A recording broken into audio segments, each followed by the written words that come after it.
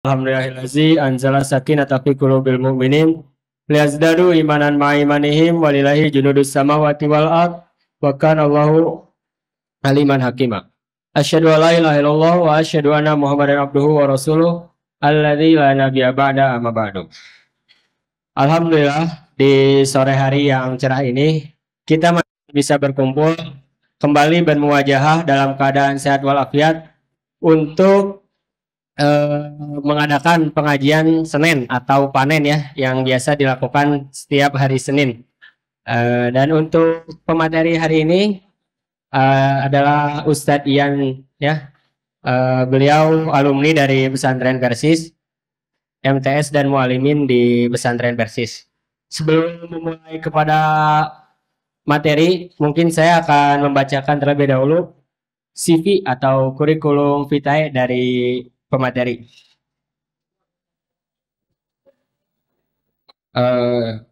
Nama Ian Suherlan, tempat tanggal lahir Tasikmalaya 5 Juli 1978, alamat rumah Jalan Mandor Samin nomor 47 RT 5 RW 4 Kelurahan Kalibaru Kecamatan Cilodong Depok, dan alamat kantor Jalan Komplek Depdikbud Blok 3 11 Pejaten Raya Jakarta Selatan, dan nomor HP 0817 9859 789 atau 0813 5385 1571.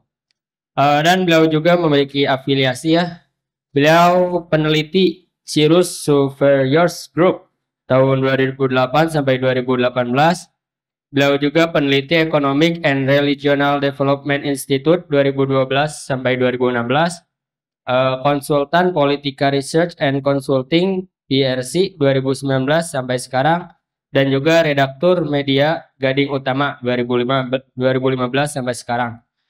Dan beliau juga memiliki jenjang pendidikan dari Sanawiyah PPI 67 Benar Tasikmalaya, lulus tahun 1996, Mualimin Pesantren Persatuan Islam 67 Benar Tasikmalaya, lulus tahun 1999, dan S1 Program Studi Politik Islam UIN Syarif Hidayatullah Jakarta, lulus tahun 2003, dan juga S2 Program Studi Ilmu Politik dengan peminatan Kebijakan Publik Pasca Sarjana FISIP Universitas Indonesia, lulus tahun 2006.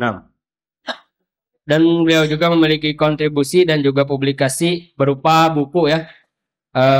Beliau menulis buku berjudul Inkonsistensi dan Separatisme Jakarta, Mengapa Papua Terus Bergolak, tahun 2006, penerbit Pokja Papua, dan juga Demokrasi dan Globalisasi Meretas Jalan Menuju ke Jati Dirian, tahun 2008, penerbit The Habibie Center. Lalu ada Desentralisasi Kapasitas Kota dan Permasalahan Sosial di Kota Tarakan, tahun 2008, penerbit PKPS Kaltim Cirus. Lalu ada Duel SBY Mega Memperebutkan RI 1 2009, tahun 2009, penerbit Indonesia Press. Lalu yang terakhir ada Isu Pluralisme dalam Perspektif Media pada tahun 2009, penerbit The Habibie Center Yayasan TIPA. Mungkin ini kontributor dan juga publikasi beliau ya dalam pembuatan buku. Mungkin untuk sekarang langsung saja kita dengarkan materi yang akan disampaikan oleh beliau. Jangan ada yang mengobrol, jangan ada yang bercanda, harap didengarkan ya. Pada Al Ustadz, waktu saya persilahkan.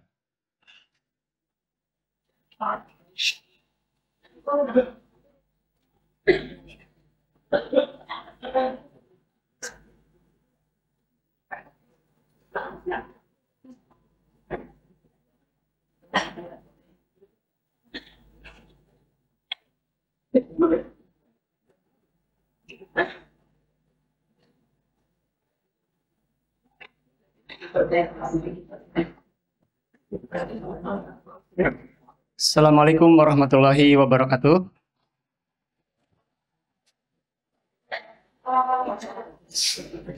Alhamdulillah nahmaduhu wa nasta'inuhu wa nastaghfiruh wa na'udzubillahi min syururi anfusina wa min sayyiati a'malina may yahdihillahu fala mudhillalah wa may yudlilhu fala hadiyalah. Asyhadu an la ilaha illallah wa asyhadu anna Muhammadan abduhu wa rasuluh. Alladzi la nabiyya ba'dah amma ba'd. Adik-adik sekalian yang saya hormati, alhamdulillah pada sore ini bisa kembali bersilaturahmi ke pesantren. Saya sudah sangat lama tidak bisa datang ke pesantren ini, terutama setelah pemilu 2014. Waktu itu polarisasi dukungan capres membuat saya kurang diakui sebagai umat di pesantren ini. Waktu itu kebanyakan mendukung capres A, tetapi saya terafiliasi untuk mendukung capres B. Itulah yang kemudian secara tidak langsung di grup-grup alumni, mungkin seperti halnya Yayan Sopiani, kurang diakui sebagai umat. Tetapi alhamdulillah pada sore ini bisa diundang kembali. Beberapa tahun lalu sering mengisi LDK, LDJ gitu ya. Bahkan pada tahun 2010 itu hampir tiap tahun mendapat kesempatan. Tapi belakangan mungkin ada alumni-alumni yang lebih segar, lebih muda yang mengisi dan lebih sering berinteraksi dengan pesantren. Adik-adik sekalian, saya bergembira dan bahagia sekali bisa bertatap muka pada sore ini. Selain untuk bersilaturahmi, ya mungkin sedikit berbagi pengalaman, apa yang telah dialami, apa yang telah dipelajari, apa yang telah dirasakan, dan apa yang telah dijelajahi selama kurang lebih 20 tahun, mungkin 24 tahun ya, sejak lulus dari Benda. Saya dulu masuk tahun 2093, sudah 30 tahun lalu. Kemudian lulus tahun 99. Alhamdulillah waktu itu bisa memimpin RG 2 periode ya, seperti Pak Jokowi. 1 periode sanawiyah, kemudian yang kedua waktu periode mualimin. Nah, sama seperti halnya teman-teman, kurang lebih tahun 95 ya. Waktu itu saya sangat kagum ketika ada alumni dari Tarogong memberikan ceramah di hadapan santri seperti halnya adik-adik sekalian yang menjelaskan tentang perjalanan beliau mencari ilmu di Malaysia. Nah, waktu itu beliau mungkin tahu Pak A.M. Burkon. Nah, waktu saya sanawiyah kelas 3 kalau tidak salah, beliau sudah kuliah di Malaysia dan memberikan ceramah di masjid ini menjelaskan tentang prospek kuliah di Malaysia. Nah, waktu itu tahun 95-an itu sangat jarang mendapat ceramah dari orang luar yang punya pengalaman jam terbang tinggi, kemudian berbagi pengalaman kepada adik-adik seperti adik-adik saat ini. Nah, sekarang misalnya adik-adik semua mendapat kesempatan untuk mendapat ilmu dari senior-senior yang sudah melanglang buana, saya kira ini satu kemajuan yang besar ya. Karena 20 tahun lalu itu tidak bisa kami rasakan.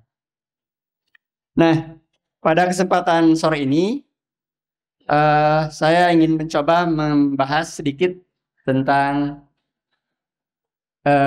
Indonesia Emas dan Gen Z ya.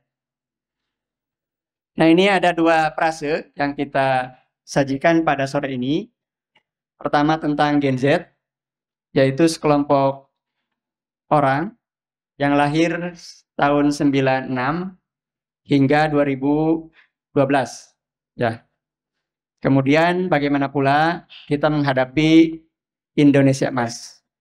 Nah, barangkali ini sebuah pengantar yang bisa adik-adik semua simak apa sesungguhnya itu Gen Z, kemudian apa juga itu yang disebut dengan Indonesia Emas. Dan bagaimana pula kita menyikapi Indonesia 2045. Nah, adik-adik semua, sebagai pengantar awal, dalam konteks pembangunan nasional, era 2005-2025 yang sebentar lagi akan selesai ini, pemerintah telah menjalankan apa yang disebut dengan rencana pembangunan jangka panjang. Nah, RPJPN ini jangka waktunya 20 tahun, dan setiap 5 tahun itu ada yang disebut dengan RPJMN, Rencana Pembangunan Jangka Menengah Nasional. Nah, ketika Pak SBY mulai memimpin tahun 2004, beliau menyusun dasar-dasar pembangunan jangka panjang itu yang mulai berlaku pada tahun 2005. Kemudian akan berakhir pada tahun 2025. Nah, menjelang 20 tahun ke depan, atau kira-kira sejak tahun 2025 sampai dengan 2045, itu akan berlaku RPJPN yang kedua, Rencana Pembangunan Jangka Panjang Nasional 2025-2045. Nah, ini satu peristiwa penting di mana pembangunan kita nanti akan bertahap melalui Rencana Pembangunan Jangka Menengah Nasional 2004-2029, kemudian 2030, 2034, dan selanjutnya sampai dengan 2045. Apa? Oh, kulit. Kurang kelihatan ya?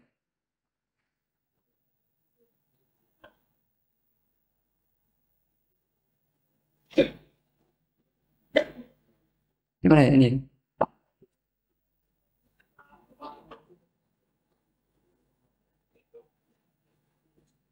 Gimana ya? Tahu nggak?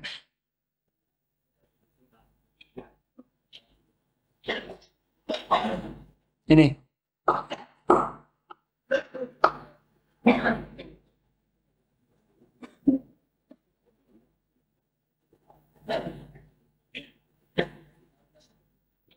Berubah ya? Ini. Oh gitu ya. Terima kasih. Nah, adik-adik yang saya hormati, nah menurut rumusan Rencana Pembangunan Jangka Panjang Nasional 2025-2045 yang akan kita hadapi, dan nanti pada tahun 2045 kita akan memasuki apa yang disebut dengan Indonesia Emas, ketika usia kemerdekaan kita genap 100 tahun. Nah, sekarang kita baru masuk pada usia kemerdekaan 78 tahun, dan nanti 20 tahun kemudian kita akan genap memasuki usia 100. Nah, dengan demikian, dalam rumusan pembangunan ke depan, sekarang sering kita dengar istilah Indonesia Emas.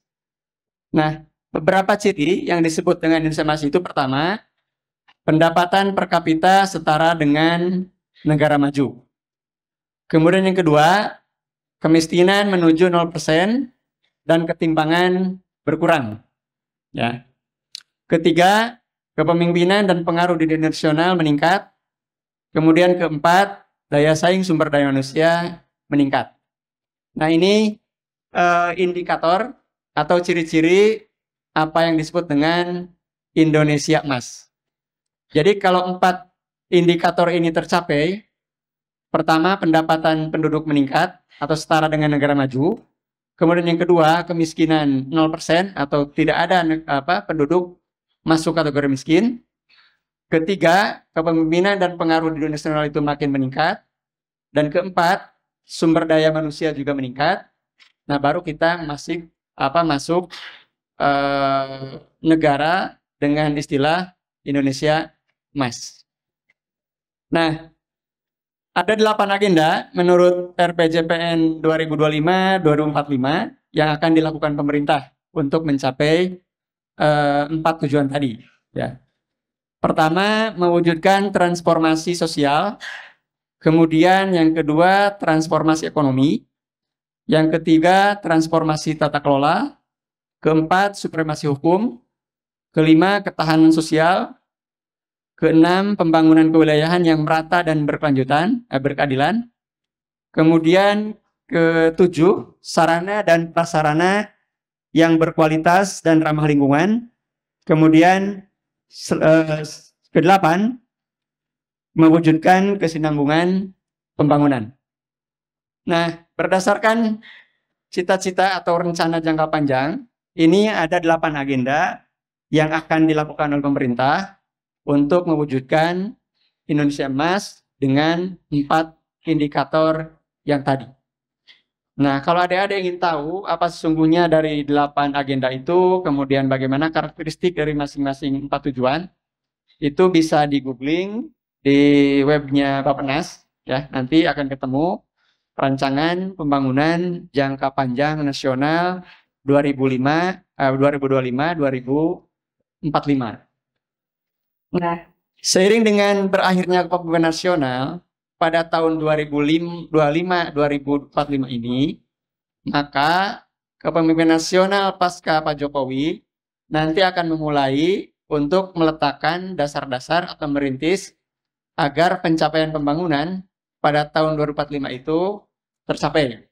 Ya, artinya 2 periode Pak SBY 2025-2014, kemudian 2 periode Pak Jokowi 2014-2024 ini itu berakhirnya RPJPN 2005-2025 dan ke depan akan memulai RPJMN kedua yang kemudian nanti dijabarkan menjadi RPJMN jangka menengah sampai dengan 4 RPJPN hingga 2045.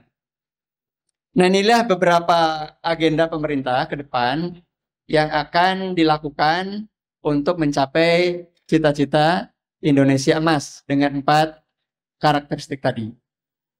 Nah, yang paling terasa sekarang misalnya bagaimana pembangunan infrastruktur dari Sabang sampai Merauke ditingkatkan.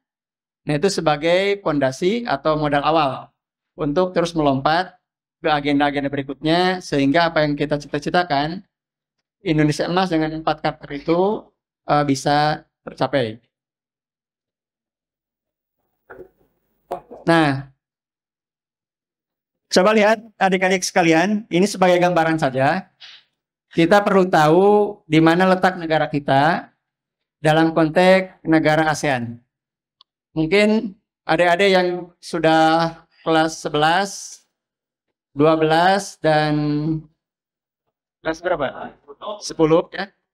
Itu sudah belajar tentang ASEAN, tentang negara-negara lain. Nah, ini gambaran di mana letak negara kita dari sisi indeks pembangunan manusia. Nah, indeks pembangunan manusia ini ada 3 hal. Pertama, tentang kelayakan hidup. Kedua, tentang harapan hidup. Dan ketiga, tentang rata-rata mengenyam pendidikan.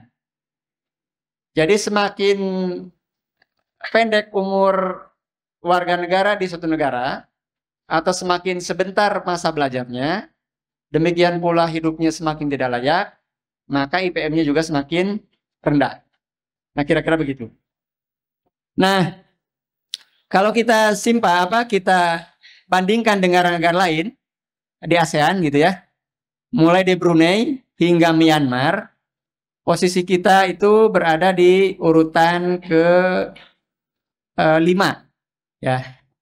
Sementara dari 189 negara, seluruh negara itu yang diukur, kita kita berada di urutan ke-116. Nah, ini gambaran mengenai indeks pembangunan manusia. Yang tidak indikator kelayakan hidup. Kelayakan hidup ini ada aspek pendapatan, kemudian tempat tinggal, kemudian yang kedua harapan hidup, berapa lama rata-rata umur suatu warga negara, dan ketiga berapa rata-rata mengenyam pendidikan. Nah, di ASEAN kita ada urutan ke-5, sementara di dunia kita menempati urutan ke 116. Nah, coba lihat juga ini data terbaru, tapi yang dihimpun baru tahun sampai 2019. 2020, 2021 belum sempat disajikan. Tapi kira-kira trennya hampir sama tiap tahun ya. Ini hasil pengukuran dari UNDP. Itu salah satu program pembangunan dari Perserikatan Bangsa-Bangsa. Ya.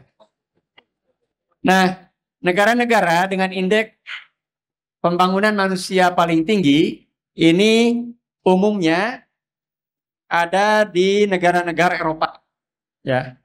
Dan hampir tidak ada negara di Asia.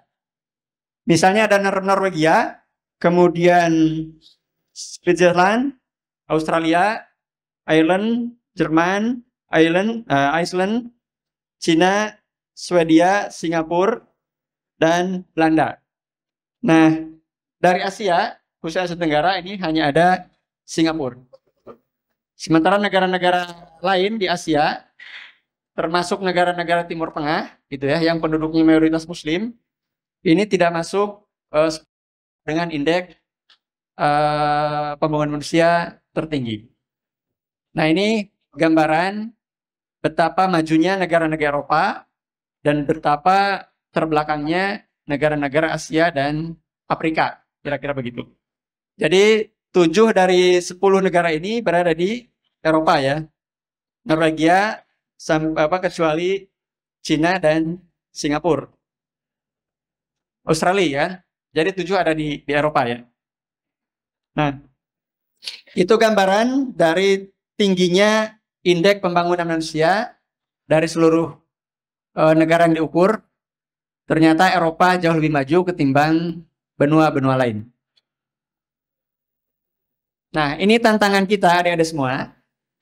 Seperti yang tadi disajikan, dari sisi sumber daya manusia, kita berada di urutan ke 116. Di sisi lain, ada sejumlah tantangan pembangunan di Indonesia yang harus segera dibenahi. Coba lihat data ini. Ya. Ini sebagai gambaran tentang ketimpangan dari sisi penduduk. Ya, coba lihat. Pulau Jawa ini dihuni oleh 154 juta atau 55%. Sementara luas Pulau Jawa hanya 6,7%. Sumatera penduduknya ditempati oleh 21% dengan luas wilayah 24%.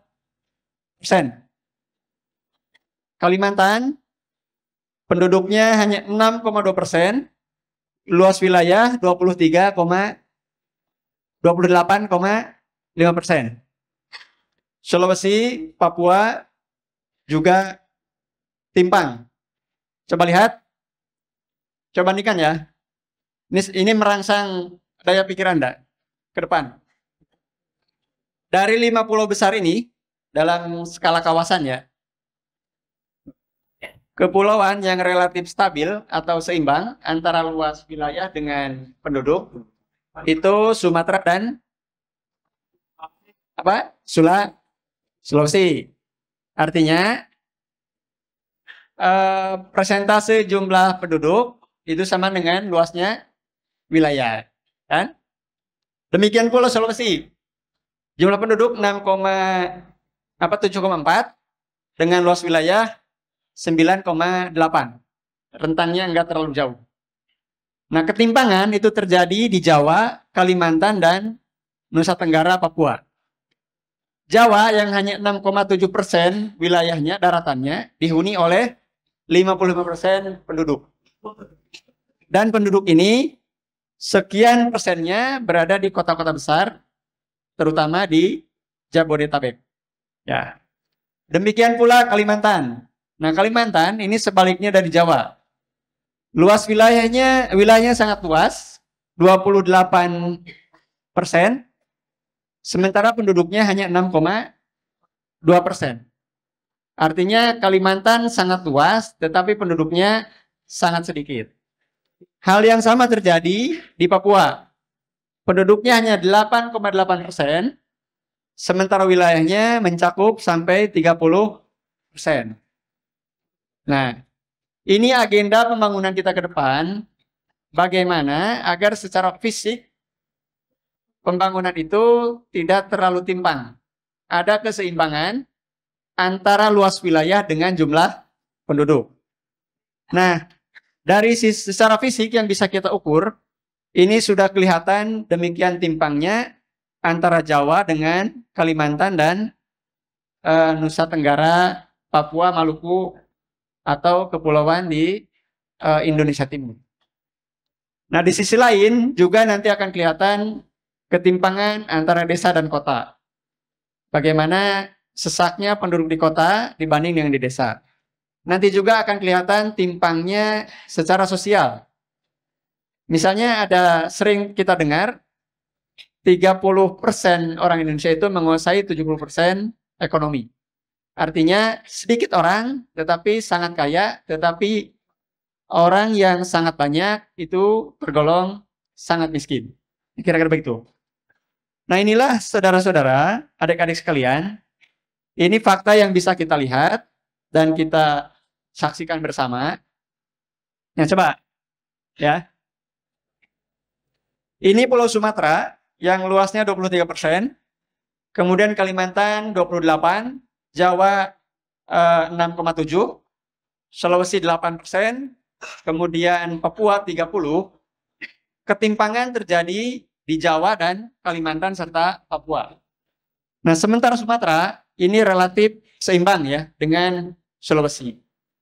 Nah, kemudian kalau kita hubungkan dengan pola pembangunan yang selama ini dilakukan pemerintah, misalnya yang paling radikal dan paling tinggi kontroversinya itu adalah program pemindahan kebijakan pemindahan ibu kota.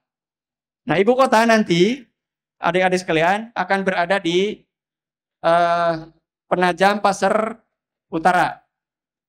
Nah, kurang lebih di sini ya nanti. Itu di Sepaku ya.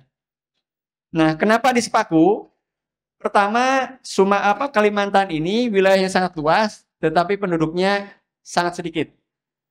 Sementara dari secara geografis, Kalimantan juga ini berada di tengah, ya.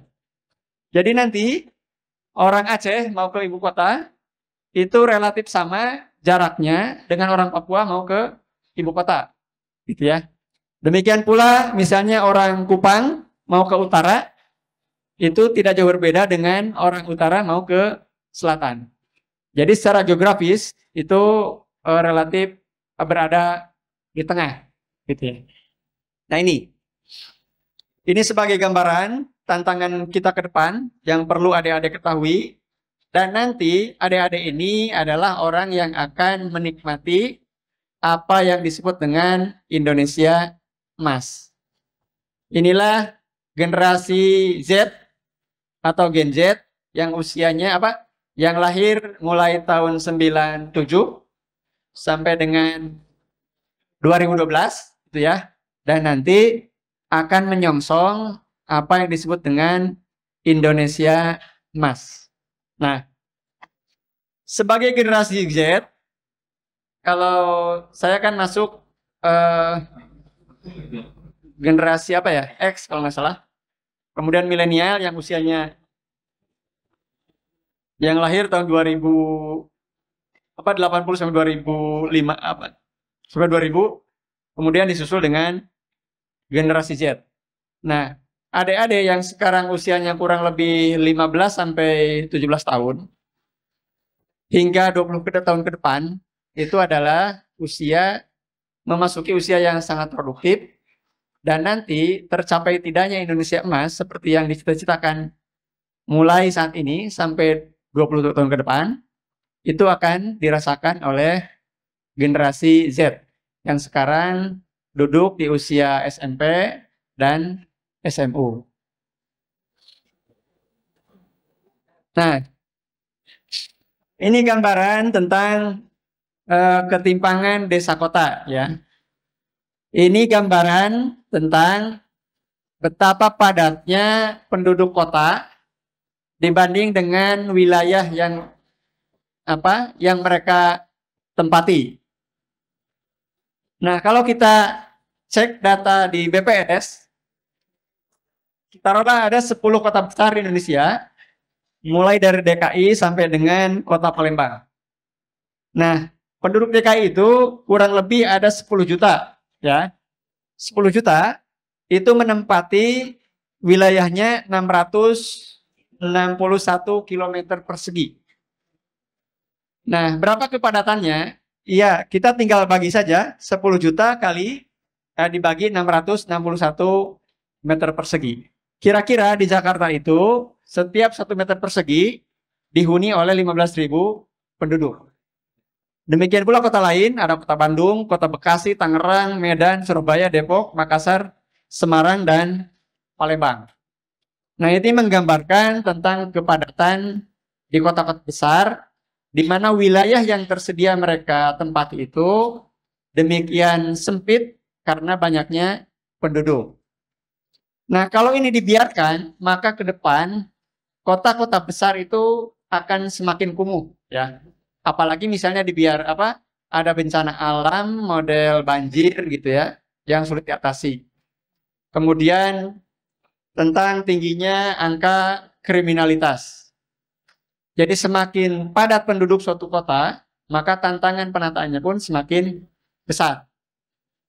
Nah, kalau kota-kota yang bebas banjir mungkin tidak serepot penataannya dibanding kota-kota yang menghadapi bencana banjir.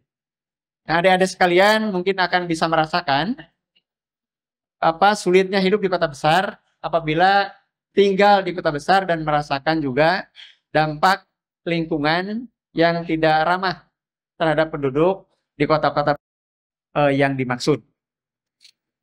Nah,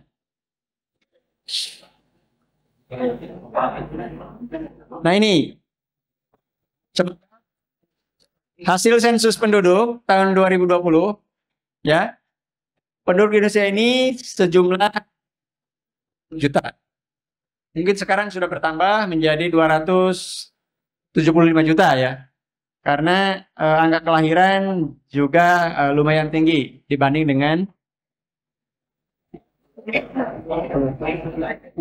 dengan angka kematian. Nah, dalam beberapa tahun ke depan sampai dengan tahun 2030 kita menghadapi apa yang disebut dengan bonus demografi. Nah, bonus demografi ini adalah suatu fenomena sosial di mana usia produktif jauh lebih banyak daripada usia non produktif. Nah, usia non produktif ini adalah usia 15 tahun. Ya mungkin usia SMP kelas 3 ya, atau sudah lulus SMP sampai dengan usia 64 tahun.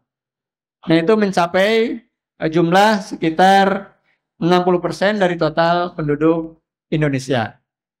Nah, ini juga akan menjadi tantangan bagaimana pemerintah bisa menjawab tantangan ini agar usia produktif itu benar-benar produktif, benar-benar berdaya. Kalau ini tidak difasilitasi dengan baik, maka ke depan akan menjadi ledakan sosial. Mungkin secara sederhana, pengangguran akan lebih banyak gitu ya, ketika lowongan pekerjaan atau pemberdayaan masyarakat tidak disiapkan dengan baik. Adik-adik yang lahirnya pada tahun 97 hingga 2012 atau paling muda usia 11 tahun gitu ya, mengakhiri usia SD ya, usia sekolah dasar itu disebut dengan generasi Z yang tadi dijelaskan sebelumnya. Nah, mereka ini memiliki ciri secara khusus menurut para ahli, itu adalah orang yang cepat belajar, kemudian mahir dalam teknologi, yang ketiga suka berkomunikasi melalui dunia maya, ada main Facebook, ada main Twitter gitu ya, main IG, main TikTok, dan segala macam media sosial. mungkin mengakses YouTube dan lain-lain. Kemudian suka mengumbar privasi, ingin didengar, kompetitif, dan cocok belajar di startup atau usaha-usaha rintisan yang berbasis teknologi, gitu ya. Nah, teman-teman inilah yang seperti yang tadi saya sampaikan, pada tahun 2045 akan memasuki apa yang disebut dengan Indonesia Emas yang sudah disiapkan berbagai agendanya dengan sedemikian dengan 4 karakteristik. Nah, adik-adik sekalian, ini sebagai generasi Z, di mana teknologi berkembang dengan cepat. Nah, ini perlu satu penyiapan diri agar proyeksi Indonesia Emas dan juga generasi yang produktif karena adanya ledakan penduduk di usia produktif yang sangat banyak, tentu perlu penyiapan diri. Bagaimana kita menghadapi masa-masa bonus demografi itu dan apa kira-kira kontribusi kita untuk mewujudkan 100 tahun Indonesia merdeka dengan sejumlah tantangan yang tadi dihadapi, baik yang bersifat fisik maupun non fisik. Ya. Nah, adik-adik sekalian, apa yang dipaparkan ini merupakan bagian dari pengalaman pribadi selama berinteraksi dengan beberapa intelektual, dengan beberapa kelompok diskusi, kemudian bisa keliling Nusantara dan bisa menjangkau hampir semua provinsi, mulai dari Aceh sampai dengan Papua. Kita akan bisa merasakan bagaimana sesaknya kota Jakarta, bagaimana sesaknya kota Bandung, bagaimana pula sepinya kota-kota seperti Kutai Barat, kemudian kota Landak di Kalimantan Barat, kota Tarakan di Kalimantan Timur, kota Bulungan di Kalimantan Utara, kemudian kota Sorong di di Papua Barat, dan lain-lain. Nah, inilah gambaran yang menjadi tantangan kita, bagaimana ke depan kita turut berkontribusi menjadi bagian dari solusi apa yang menjadi tantangan ke depan, dan adik-adik semua akan merasakan masa-masa proses menuju 100 tahun Indonesia merdeka. Sebagai pengantar, barangkali demikian, mudah-mudahan bisa memberikan gambaran bagi adik-adik yang sekarang sedang belajar dan menjadi generasi yang tahan banting untuk menghadapi berbagai tantangan ke depan. Terima kasih. Wassalamualaikum warahmatullahi wabarakatuh.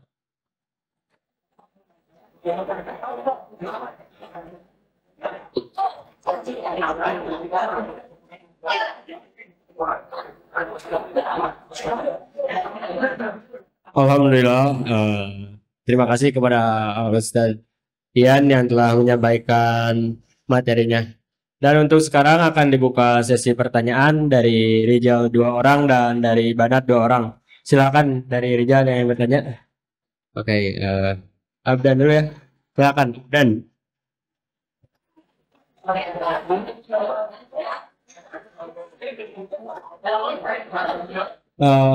Bismillahirrahmanirrahim. Perkenalkan, nama saya Abdan Jahid, Ustadz. Saya dari kelas 11 IPS. Saya ingin tanya Ustadz, mengenai pendidikan. Bagaimana pendidikan di Indonesia di era zaman sekarang, Ustadz? Yang kedua, maksud politik Islam itu apa, Ustadz? Yang ketiga, Ustadz izin mohon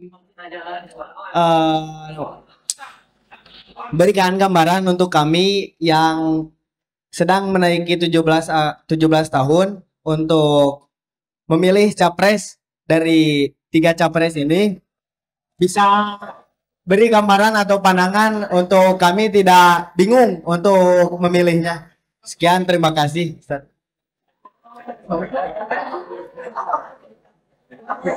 Coba jangan ada yang berbicara ya ketika Ustadz menyampaikan materinya, tidak ada yang mengobrol. Coba didengarkan, sok. Jangan ada yang mengobrol, jangan ada yang bercanda. Silakan Ustadz. Terima kasih. Mungkin sedikit gambaran tentang pendidikan.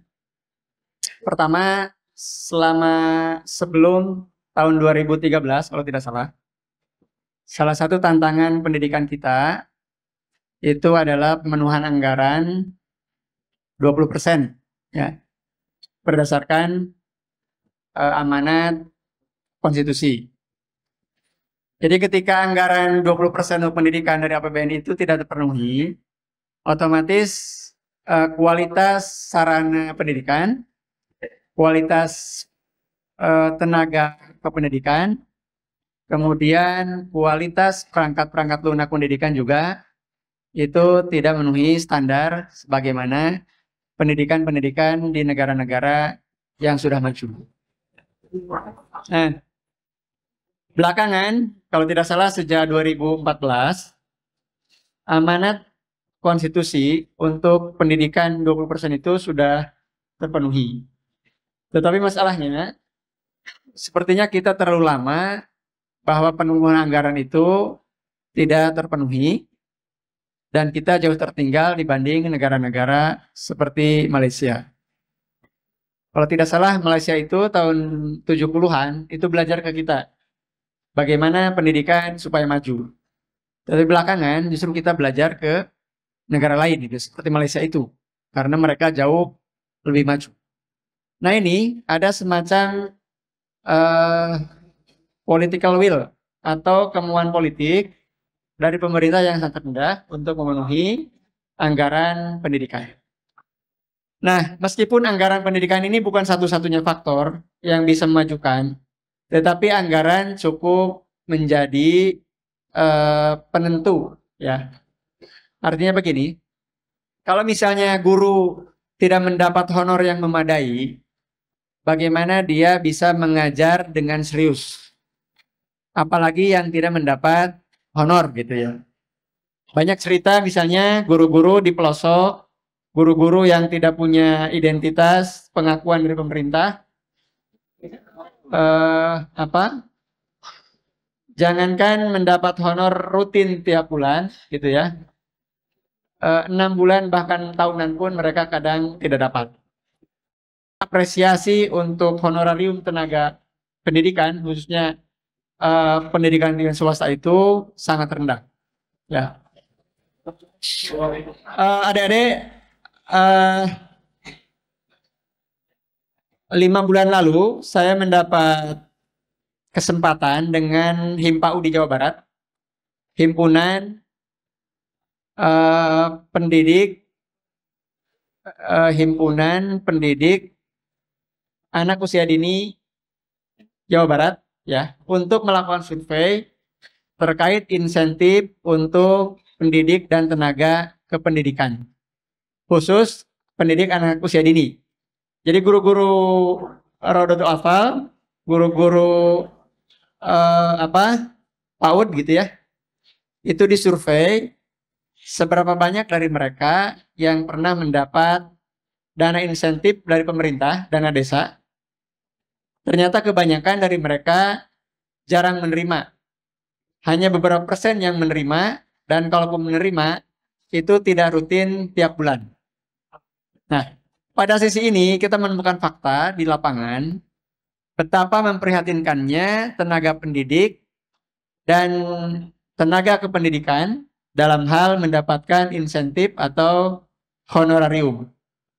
Jadi mana mungkin mereka bisa mengajar dengan serius, dengan baik gitu ya, terhadap murid, apabila masih disibukkan dengan kegiatan lain yang berkaitan dengan income. Jadi setelah ngajar misalnya pagi sampai jam 9, dia harus bekerja sampingan agar kebutuhan ekonomi keluarganya bisa terpenuhi. Nah, kira-kira begitu. Itu gambaran dari sisi insentif atau honorarium. Nah, dengan anggaran yang terbatas pula, maka betapa banyak sekolah-sekolah misalnya yang ambruk, sekolah-sekolah negeri yang tidak memadai. Bahkan di pelosok-pelosok, misalnya di Papua, di Kalimantan, itu masih banyak sekolah yang tidak layak. Misalnya bangunan dari bambu, dari kayu gitu ya, dengan atap rumbia. Mungkin berbeda dengan gedung-gedung sekolah yang ada di Jawa. Nah, ini juga bagian dari ketimpangan yang tadi saya tunjukkan. Dari sisi fasilitas pendidikan, di Jawa tentu lebih maju. Karena selama puluhan tahun kebelakang, pembangunan kita itu lebih banyak Jawa sentris. Artinya, karena penduduk lebih banyak di Jawa, maka program-program pembangunan pun itu lebih banyak dilakukan di Jawa, termasuk untuk meningkatkan kualitas bangunan sekolah. Gitu ya.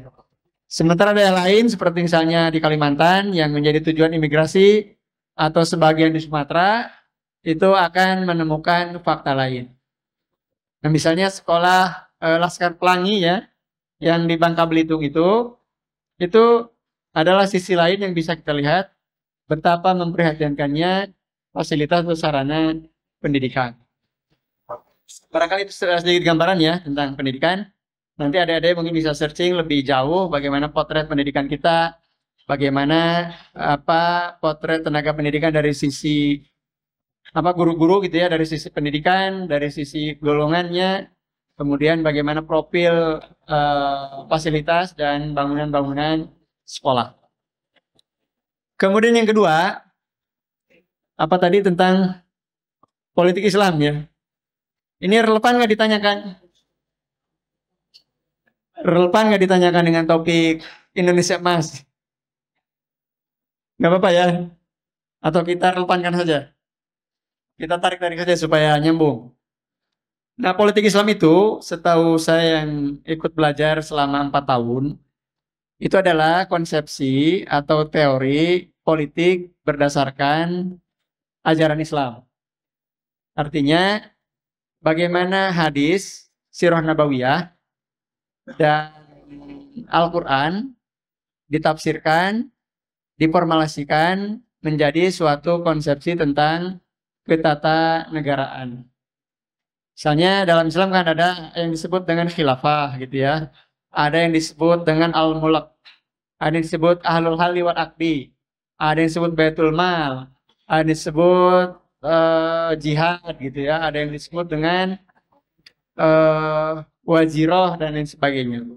Itu adalah rumusan-rumusan klasik dari para ulama menyangkut tentang ketatanegaraan atau sistem politik dalam Islam. Nah, kalau adik-adik belajar di UIN, baik di Bandung, di Jakarta maupun di Jogja misalnya, 3 UIN terbesar, kemudian masuk jurusan ketatanegaraan Islam, maka nanti paling tidak akan menemukan 3 varian tentang Islam dan politik. Atau bagaimana sesungguhnya pertautan antara din wa daulah, agama dan negara. Nanti akan menemukan misalnya tentang sudut pandang sekularisme. Negara tidak ada kaitannya dengan agama. Begitu pula sebaliknya. Ada sudut pandang fundamentalisme. Bahwa negara dan agama itu satu kesatuan. Agama tidak bisa dipisahkan dari negara. Demikian pula negara menjelma, merupakan penjelmaan dari agama. Dan agama semuanya diatur, negara diatur oleh agama. Dan agama pun masuk di dalam pengelolaan kenegaraan. Kemudian ada pula sudut pandang moderat. Artinya ada wilayah-wilayah di mana negara bisa intervensi, tapi ada juga wilayah negara yang tidak bisa intervensi. Nah, sudut pandang yang tengah-tengah ini, kalau kita cari contoh, ya negara Indonesia. Jadi dengan Pancasila, kita bisa hidup berdampingan. Dengan Pancasila, kita bisa hidup rukun. Negara kita, dari Sabang sampai Merauke, dengan pulau yang ribuan, dengan suku yang ratusan, adat istiadat yang beragam, agama yang beragam pula, kita bisa dipersatukan dengan kalimatun sawa yang disebut dengan Pancasila. Ya. Ini panjang perdebatannya. Sejak awal kemerdekaan sampai sekarang, itu orang belum selesai memperdebatkan Pancasila, memperdebatkan Islam sebagai dasar negara, dan lain-lain. Nah, kalau masuk jurusan itu nanti adik-adik bisa tahu di mana letak Indonesia, bagaimana pertautan Islam dan negara, bagaimana negara intervensi terhadap urusan privat, urusan publik dan sebagainya. Itu sebagai gambaran awal. Kemudian yang kedua, referensi tentang Pilpres ya. Mungkin dari adik-adik semua, adik-adik sebagian besar atau sebagian kecil ya, yang menjadi pemilih pemula ya, yang usianya minimal 17 tahun. Atau sudah menikah. Ada yang sudah menikah belum? Nah, adik-adik yang usianya 17, barangkali usia kelas 2 SMU, mualimin ya, atau kelas 3, sampai 12 tahun itu, nanti kalau mau menggunakan hak, akan menjadi pemilih pemula. Nah, pemilih pemula ini orang-orang yang memang baru pertama kali menggunakan hak pilih. Nah, berdasarkan data yang masuk ke KPU, kita nanti akan, kalau tidak ada gangguan lainnya, akan memiliki 3 pasangan capres-cawapres. Ya. Satu misalnya yang diusung oleh Koalisi Perubahan, ada pasangan Anies Baswedan, Muhaimin. Kemudian ada pasangan Ganjar Mahfud dan ada pasangan Prabowo Gibran. Itu kurang lebih 3 pasang. Nah, 3 pasang ini memiliki plus dan minus, ya. Plus dari segi usia, minus dari pengalaman, plus dari pengalaman, minus dari segi usia, plus dari jam terbang, minus dari dukungan politik, gitu ya. Itu semua memiliki kelebihan dan kekurangan masing-masing. Nah, nanti mungkin sebagai referensi bagi adik-adik yang mau milih, yang kebetulan pemilih pemula, saya pernah ngobrol dengan Ustadz Atif, Wakil Ketua Umum PP Persis. Beliau dengan sengaja juga menelpon, gitu ya, bertanya tentang siapa yang paling berpeluang untuk memenangi kontestasi 2024. Nah, berdasarkan hasil survei, kebetulan saya di lembaga survei dan sudah survei sampai dengan mungkin 6 kali ya.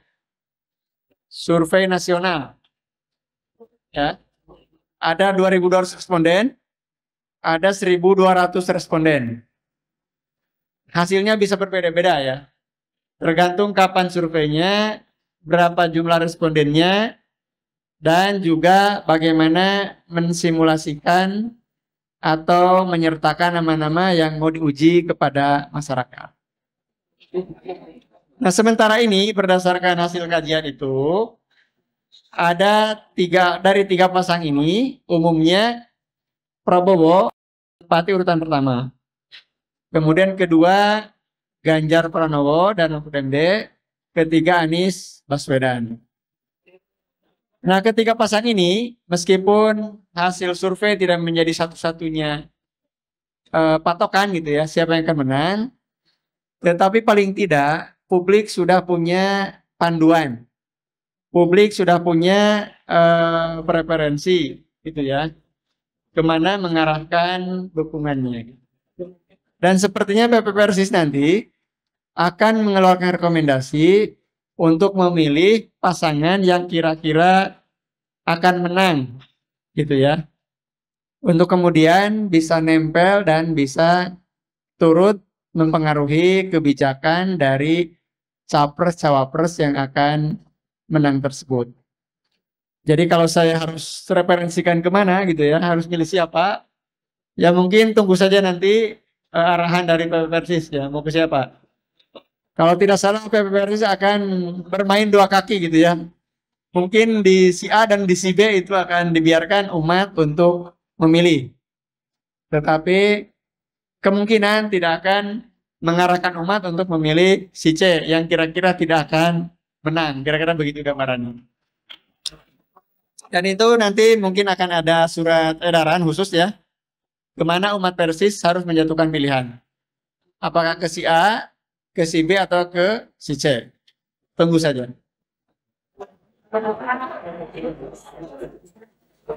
Ya, dilanjut ke pertanyaan kedua. Silahkan ke Saudara Rizgar.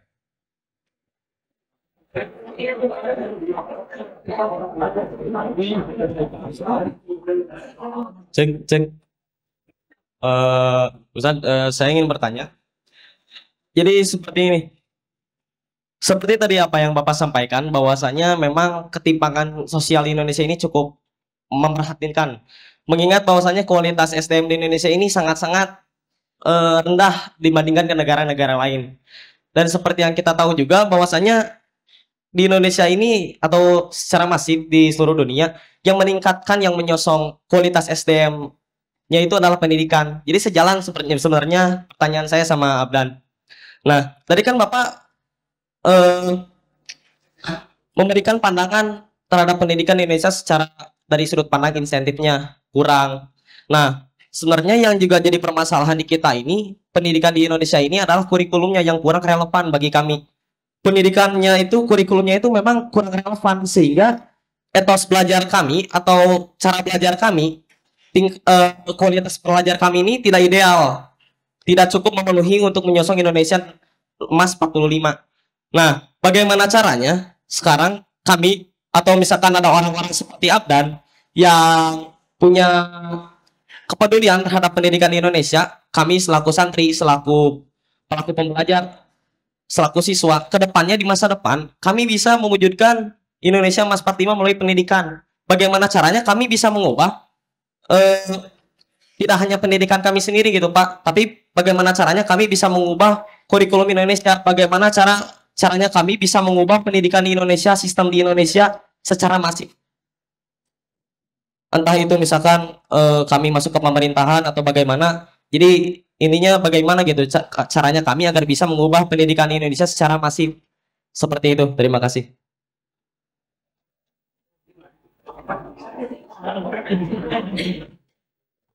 Terima kasih. Saya memang tidak punya latar belakang tentang pendidikan ya, tetapi hanya melihat dari sisi policy-nya, kebijakan tentang pendidikan dan pembangunan sumber daya manusia. Nah, kita lihat misalnya Amerika itu negara besar, sumber daya alamnya kaya, SDM-nya unggul,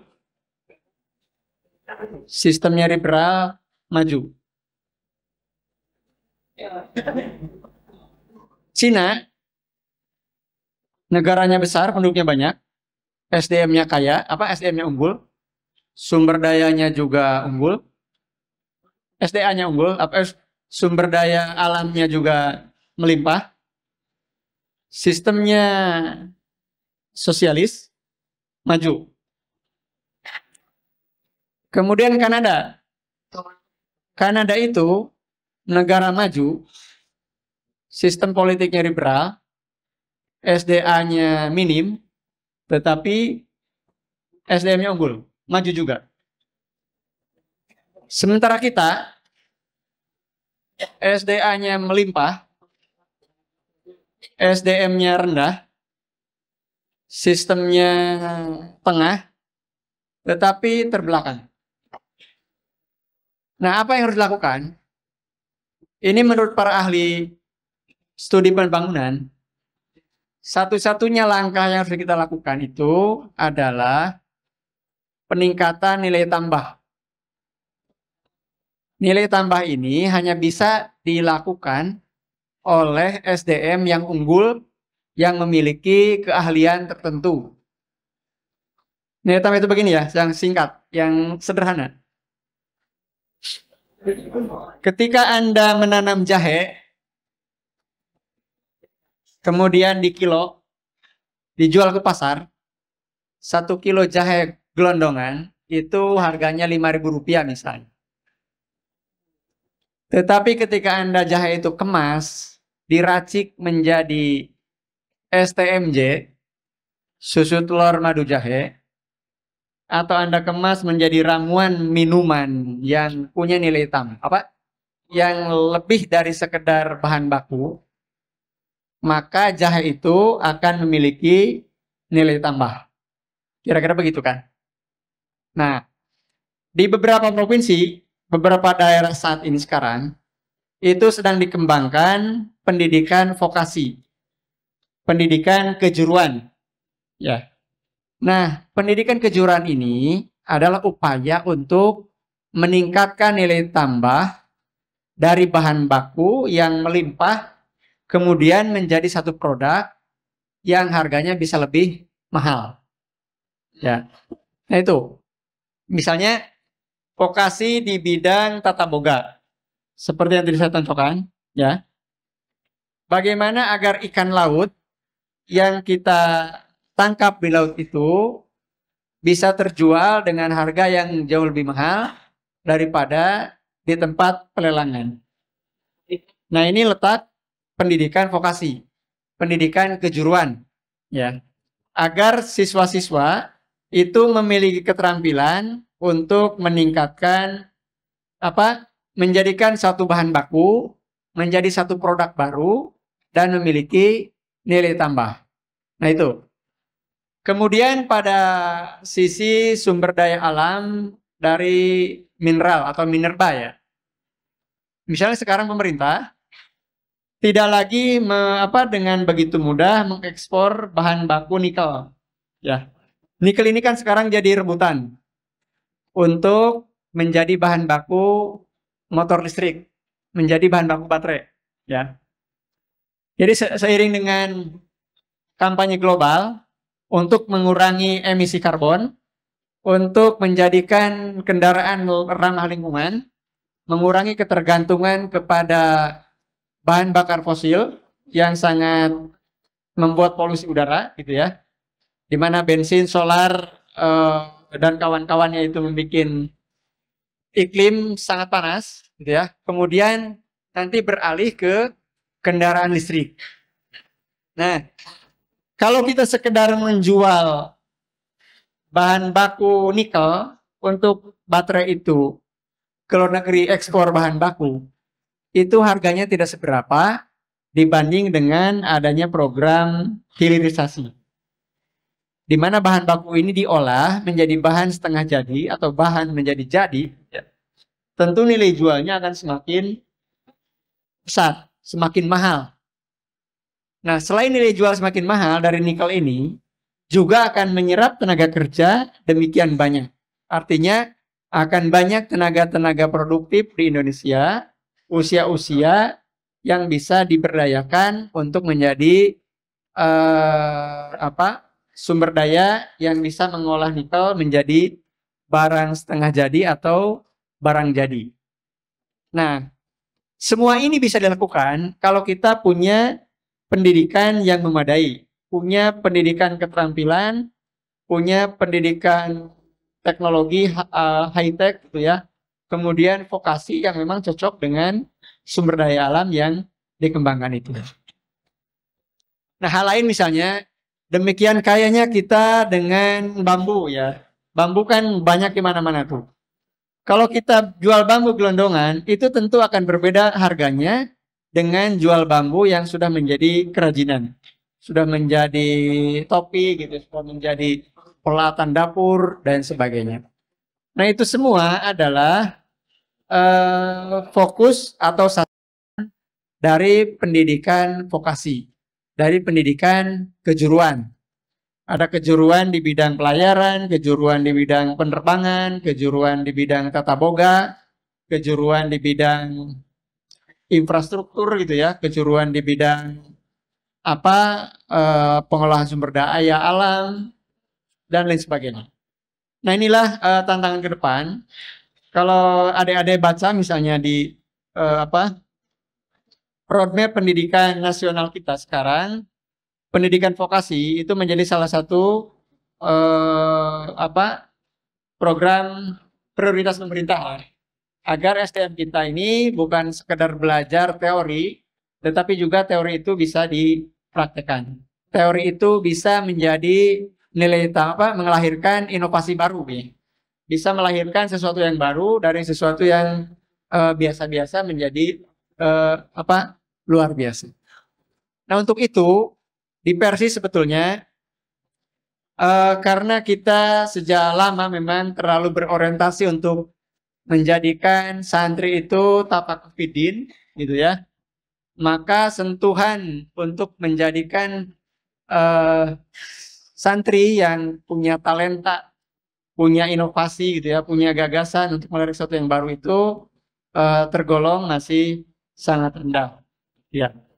Nah, sementara itu kalau kita punya talenta misalnya bagaimana mengawinkan buah tomat dengan buah apel kemudian menghasilkan buah baru. Barangkali itu kan sesuatu yang menggetarkan gitu ya, sesuatu yang menjadi inovasi. Nah, kira-kira begitu. Jadi riset-riset tentang pertanian, tentang peternakan yang melahirkan varietas-varietas barulah itu yang akan menopang kemajuan negara kita beserta negara-negara lain.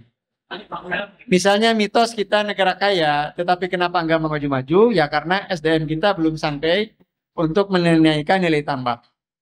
Ikan itu banyak di laut ya, kita akui banyak.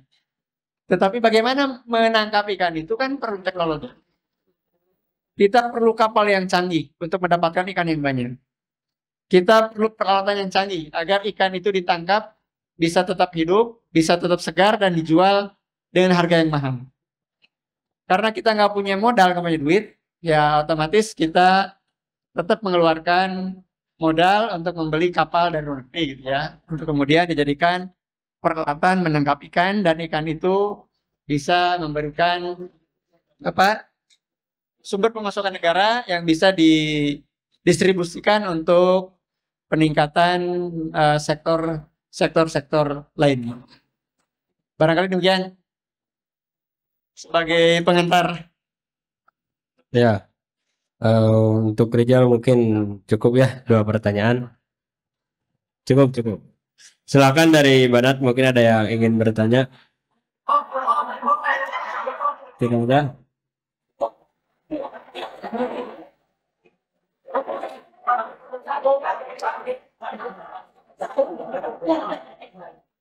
Banat, ada yang ingin bertanya? Tidak ada. Nah, baik, kalau tidak ada yang ingin ditanyakan, mungkin karena waktu juga ya sudah agak melewati. Mungkin untuk pengajian sore kali ini dicukupkan sekian. Terima kasih atas perhatian teman-teman sekalian. Ditutup dengan doa. Rabbana la tuzigh qulubana ba'da idh hadaitana wa hab lana min ladunka rahmah innaka antal wahhab.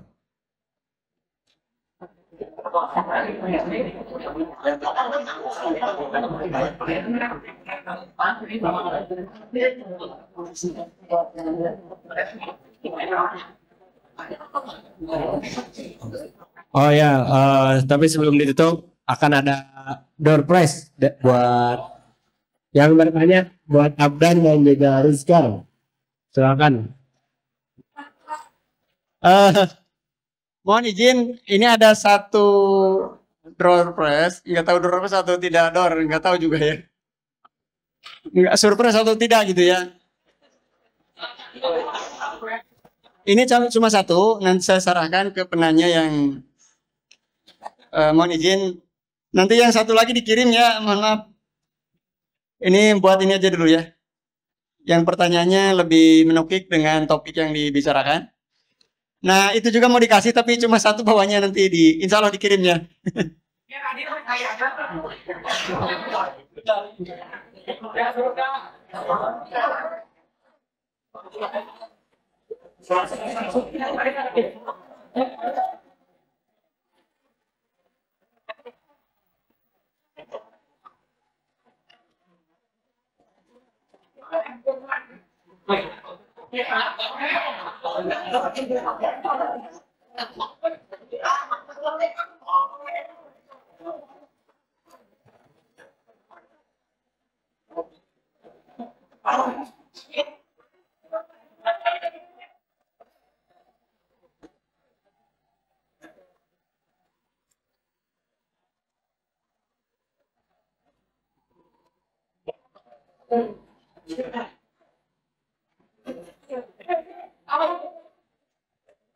Ya, terima kasih kepada pemateri yang telah memaparkan ilmunya kepada kita semua dan semoga bisa bermanfaat ya.